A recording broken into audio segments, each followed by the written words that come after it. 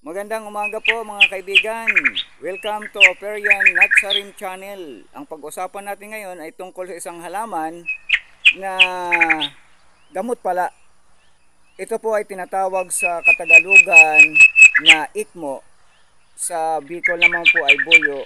Ganon din sa Bisaya, sa Kabisayaan. Alam nyo po ba na kung mayroon kayo nito sa inyong bakuran ay may tuturing na ginto?